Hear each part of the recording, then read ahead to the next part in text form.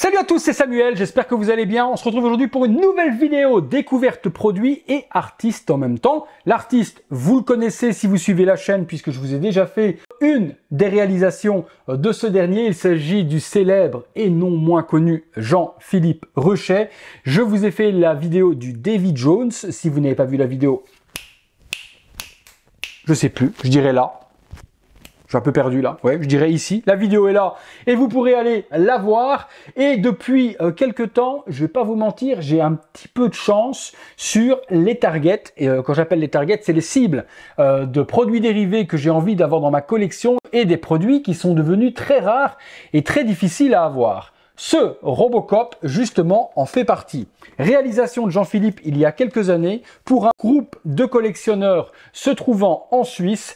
Une limitation, une dizaine de pièces, si je dis pas de bêtises, et un buste qui est devenu aujourd'hui forcément intouchable par sa limitation et également forcément par le prix à la revente, parce que c'est un buste qui ne coûtait pas très cher lorsqu'il est sorti, lorsque notre ami Jean-Philippe l'a réalisé. Et aujourd'hui, pour mettre la main dessus, il faut pratiquement payer 2 fois le prix. Moi, je vais remercier Pascal, qui est un collectionneur que beaucoup de personnes connaissent et qui avait ce buste en sa possession, tout en discutant avec lui, sans aucune idée qu'il était peut-être possible de lui acheter. En discutant avec, je dis écoute, moi le buste de Jean-Philippe de Robocop, je le cherche depuis tellement longtemps, si un jour tu le vends, pense à moi. Il m'a dit écoute Samuel, si tu le veux, moi je l'ai acheté 2500 €, si je dis pas de bêtises, il y a 3 ou 4 semaines à un autre collectionneur. Si tu me mets le même prix que je l'ai payé et que je ne paie rien, il est à toi. J'ai dit vas-y mon petit Pascal, il est à moi, voilà le virement.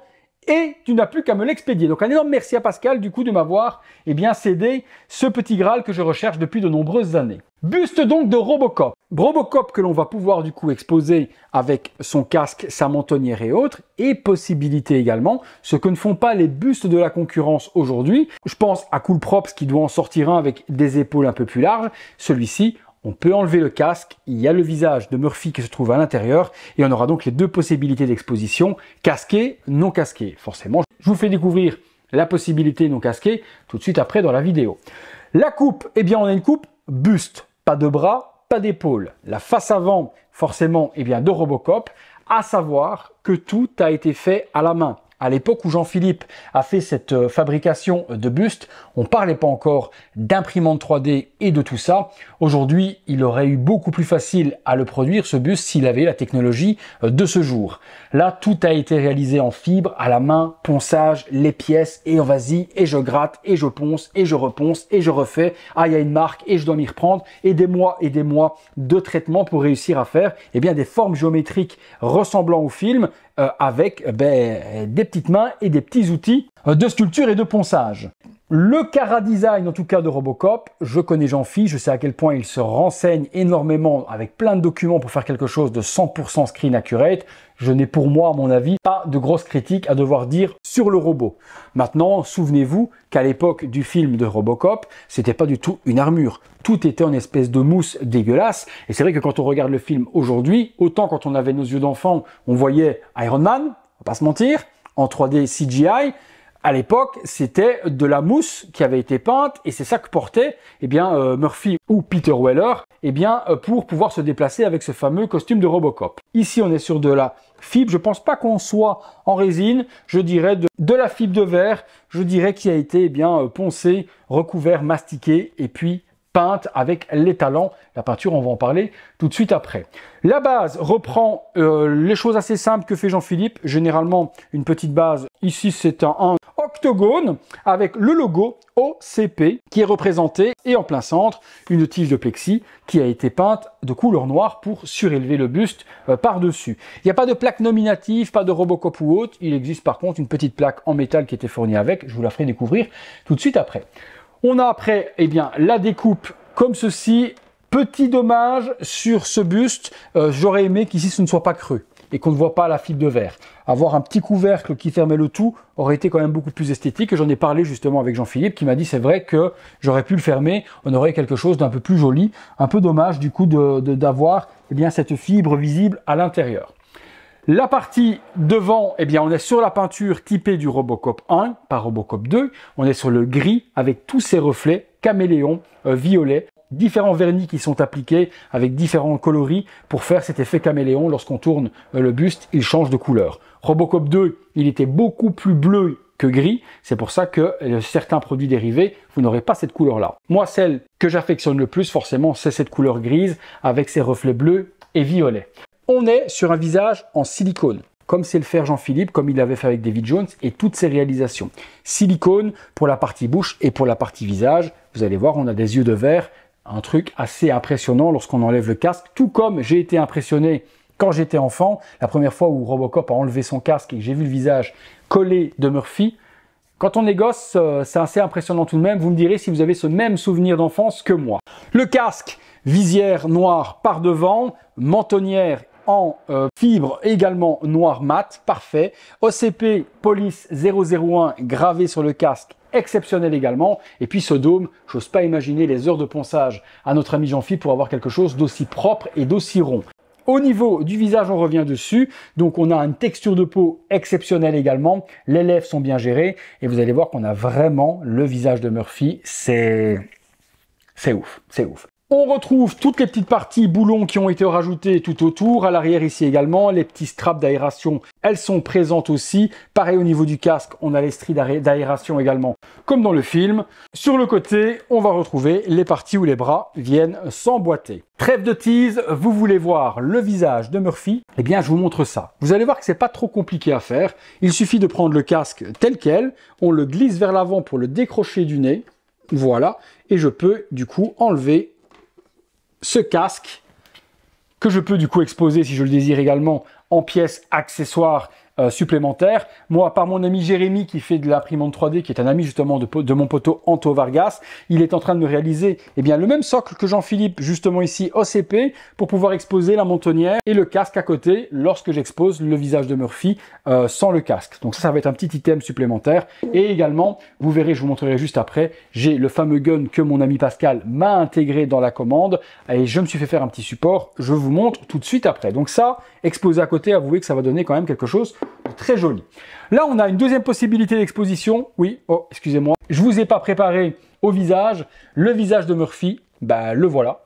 On a donc toute une partie vraiment comme si le visage du film avait été arraché du visage du cadavre de Murphy et adapté sur la mécanique de Robocop. Donc on a toute cette partie arrachée de visage tout autour. Les yeux de verre, toujours réalisés par notre ami Jean-Philippe. Ce n'est pas des yeux qu'il achète tout fait, c'est lui qui les coule. Et là, on a un bleu perçant, tout comme l'acteur. C'est son regard absolu.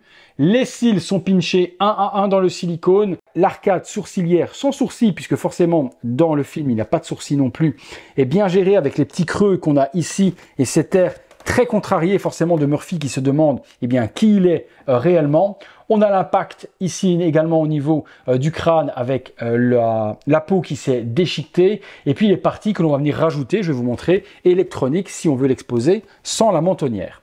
Qu'est-ce que vous pensez du visage? Vous allez me le dire dans les commentaires, mais moi je suis complètement fou, complètement fou. La mentonnière se déclipse assez facilement, il y a des petits tétons, on tire comme ceci.